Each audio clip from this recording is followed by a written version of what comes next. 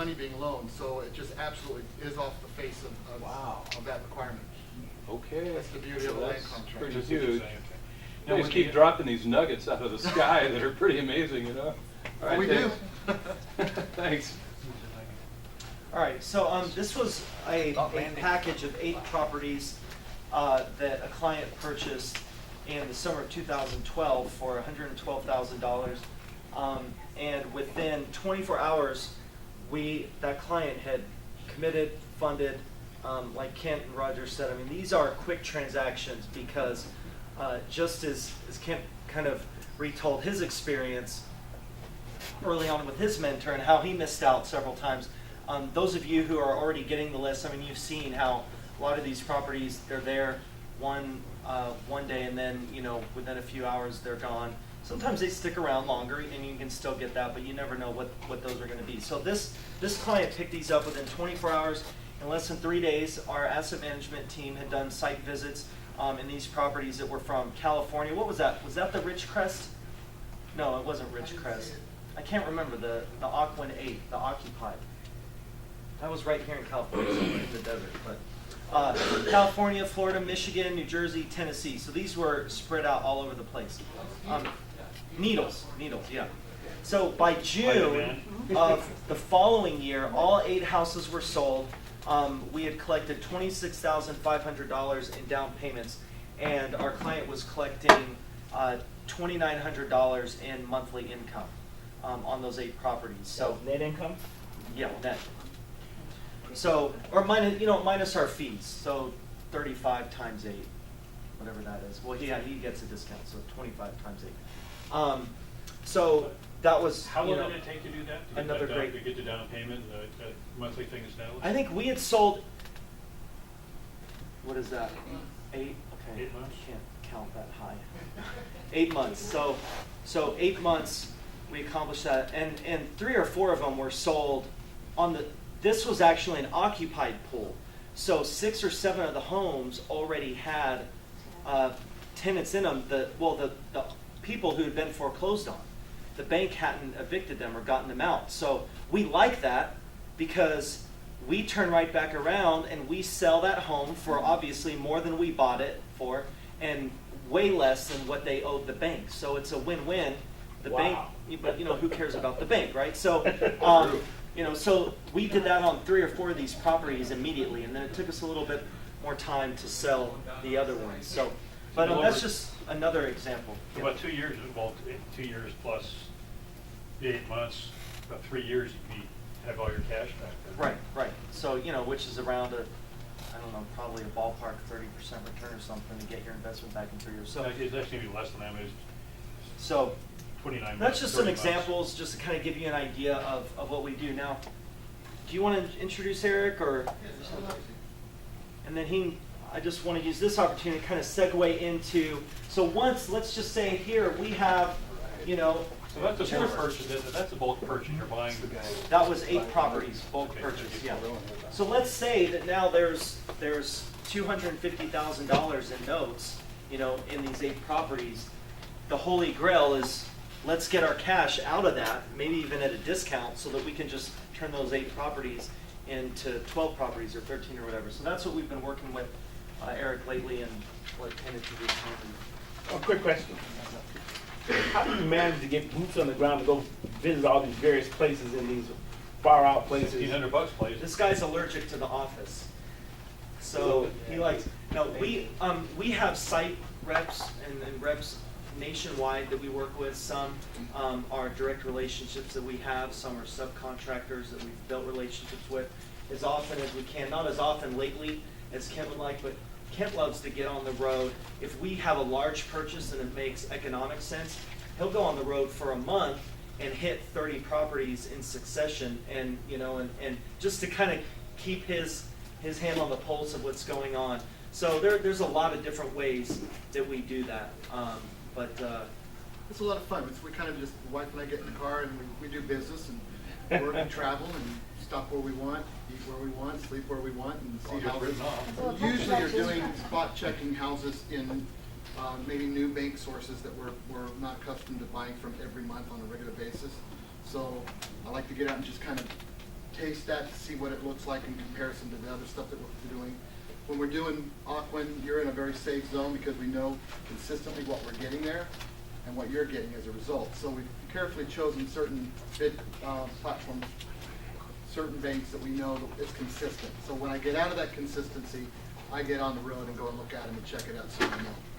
And you know, there's always a bubble somewhere in the nation, always. I'm going to tell you this. I've never said this before, but I've been doing this since 2006. I thought we had, everybody's talked about limited time, but I really believe with the jumbo stuff getting ready to be dumped, and it's starting to happen now, I'm seeing the trickle. Once that happens and that's gone, it won't take us long to get rid of that because that's marketable, insurable title, and that's something that banks will loan on eventually. So when that stuff gets washed out, guess what? This other stuff's going to go fast, and so you got a 2-3 year window. So this is not time to be casual about this opportunity. This is time to be aggressive. But you can do a lot of good in these 3 years that we think we have. United Capital, I like to, you guys are really, you have no way of knowing, but really you're blessed today because one of our partners that's really been working overtime to correct and assist us to take this thing to a whole nother level has been to bring liquidity on the front end to buy tons of more product because we're seeing it, but we can't fund it all. And then helping us with the issue of selling notes. We've done 2 shows here, one in LA and one in Tampa, where we committed to the buyers that we would help them sell their notes that we created on their behalf to help them build faster liquidity, as long as our in-house buyers could absorb that and fund that. Well, 4 shows later, we pretty much rang that bell. So thank the Lord, Eric's been working overtime for now, I don't know how long, quite a couple of months or so. He's been working on solving that problem. I'll let him tell you a little bit of what's going on. You're going to be really excited about it. So without further ado, I'd like to introduce you to Eric Dale from United Capital.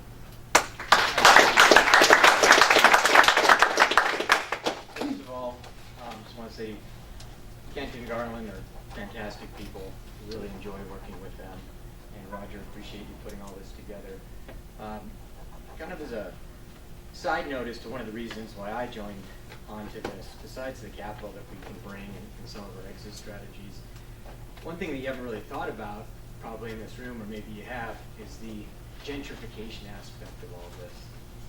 So we get to go in and help all these neighborhoods that have basically been left alone. Flint, Michigan, Detroit, parts of Ohio, Tennessee, Alabama, that have basically been, left and properties have been boarded up.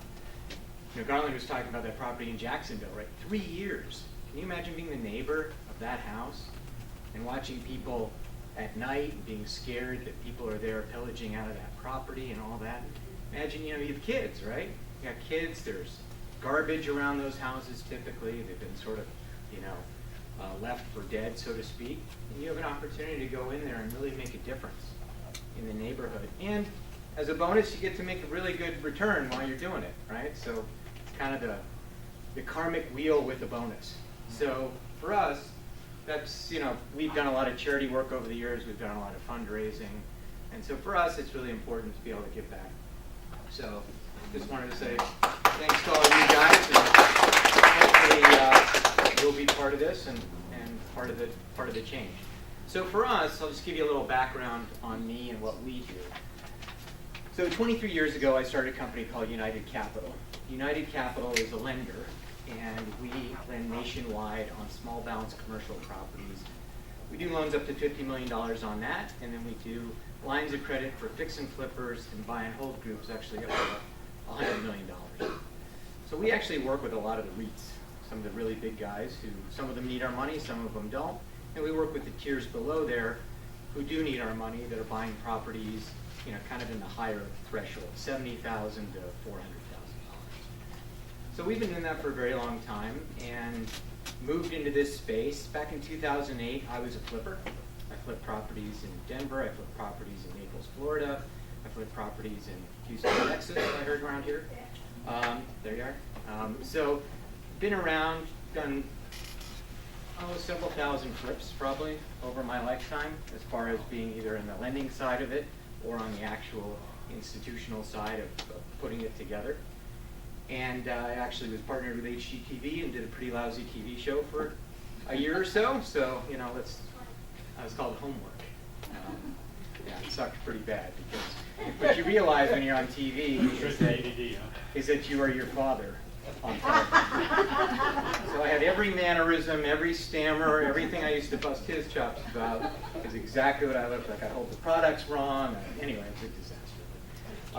So of course that's behind me. So we started National Fix and Flip Network. And National Fix and Flip Network was kind of part of like a DIY network for HGTV, where we would, originally I started it because back in Denver when I started, we would have groups that would go and try to flip properties, and they would show up to these auctions, and there'd be novices, and they would end up being the next statistic 9 months later because they'd overpay for the property. They couldn't handle the 12% interest rates and the points. They didn't understand how to rehab it. And so now it would just become another statistic 9 months later. So I developed National Fix and Flip Network and said, I gathered some guys together and I said, look, this has happened. These guys are in our backyard. We can either mentor them and use them because they have younger legs and they're willing to go out there and they can door knock for us, and we'll give them a percentage and we'll teach them. Eventually they'll be our competitors, but at least they won't be ruining the market.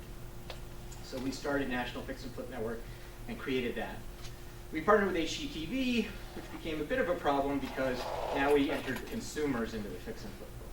So in our chat areas, you'd have consumers asking professional flippers what paint color they like better. Paisley or this green or this blue, and so they got a little ticked off about it. But anyway, so we created that. We ended up with about 20,000 members, flippers, active flippers, some consumers, and ultimately sold that business off. Through the process, though, we've been lending all along, and so we created fix and flip lines for all of these groups because a lot of the flippers use mom and pop money or use their IRA, do 1031 exchanges ultimately. We give them tips on how to do that effectively and make money and be smart. And so we started lines of credit to help them so they didn't have to go to their brothers and sisters to get their capital. And then that increased to $20 million lines of credit for the really big groups that do 1,200 homes a year and so forth. So from all of that, we also, and I won't bore you to death, we will get to this, we started a building material business. So we started supplying building materials for all the groups that use our money to fix up the properties. And we discount them 20 to 30% less than Home Depot or Lowe's, and we deliver next day to the property nationwide on 700 of our own trucks. We do about $2 billion a year in business, and we're backed by Goldman Sachs on that program. So we have the ability, if you do get to the renovation side, if you want help with materials and discounts, we're happy to help any way we can. But getting back to this, we have stood behind Kent and Garland because we understand this business. We've owned real estate, we've done lending for a very long time, and this market is unbelievable. The sub $75,000 market is very tough to get into, impossible to get financing for. And people are starting to move into it because all the REITs that are out there are just taking all the other properties. So they're taking the 120,000 up to the 450,000 properties. And so this is a market that really a lot of people don't want to get their hands dirty and touch.